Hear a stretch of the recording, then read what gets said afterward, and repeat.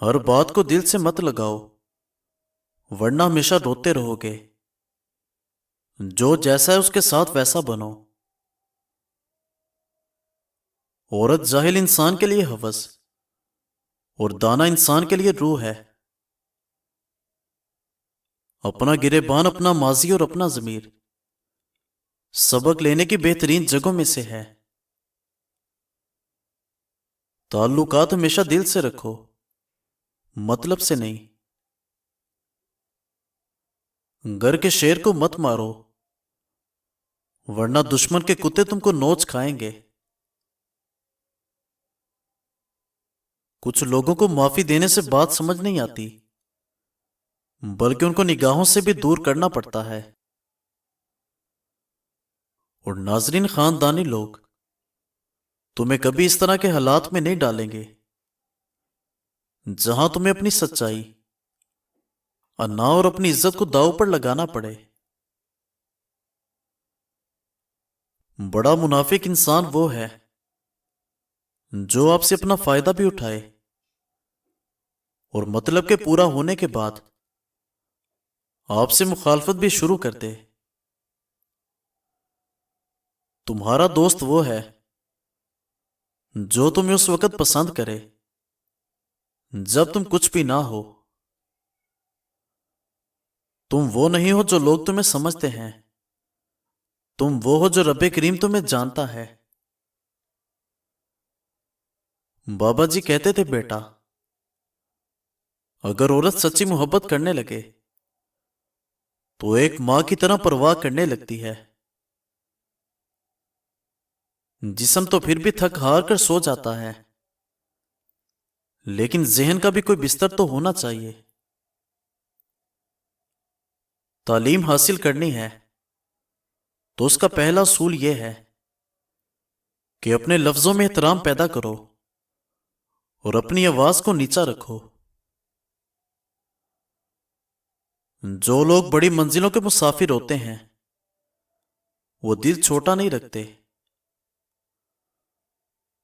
عمر بڑھنے کے ساتھ ساتھ انسان کے غصے کی مقدار میں کمی ہو تو یہ عقل بڑھنے کی علامت ہے۔ گھر سونے چاندی سے آباد نہیں ہوتے بلکہ گھر تو اخلاق کردار سے آباد ہوتے ہیں۔ خاموشی رشتے خراب کر دیتی ہے، ایک دوسرے سے بول کر لڑ لیا کرو۔ انسان کی آدھی خوبصورتی اس کی زبان میں ہوتی ہے۔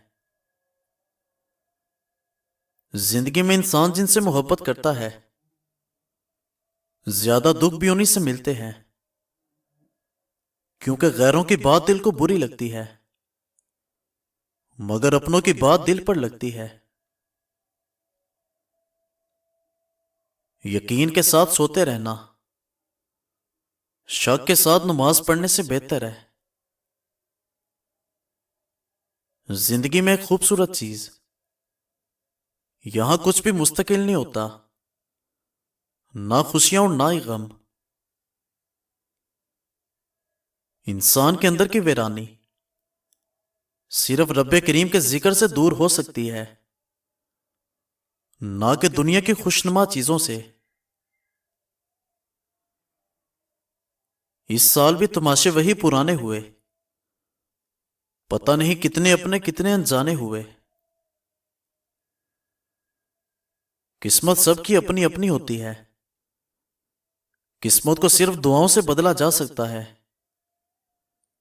کسی اور کا چھین کر اپنا نہیں بنایا جا سکتا۔ دعا کر لیا کرو، اللہ نصیب بدل دے گا۔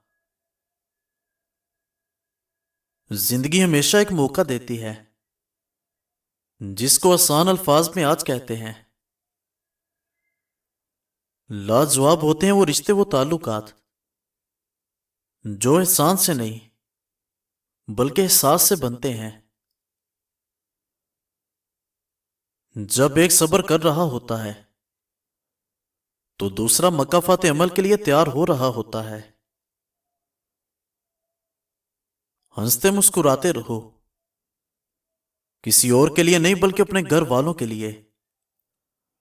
آپ کو مسکراتا دیکھ کر ان کی جان میں جان آ جائے گی۔ جب تمہاری ہزار مخلصانہ کوششوں کے باوجود اگر تمہیں کوئی چھوڑ جائے تو پھر اس کو ایک قیمتی تحفہ ضرور دینا چاہیے، وہ ہے راستہ۔ تعلقات کو ٹھیک کرنے میں نہ لگے رہو، بلکہ اپنے مالی حالات کو ٹھیک کرنے کی کوشش میں لگے رہو۔ مالی حالات ٹھیک ہوں گے تو تعلقات بھی ٹھیک ہو جائیں گے۔ تمہاری منزل وہاں تک ہے جہاں تک تم ہمت نہیں ہارتے۔ بات تب تک سمجھ میں نہیں آتی جب تک خود پر نہ گزرے۔